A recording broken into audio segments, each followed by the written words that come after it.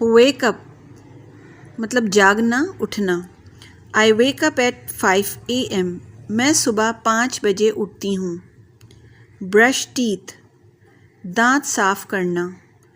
I brush my teeth after waking up, जागने के बाद मैं अपने दांत साफ करती हूँ।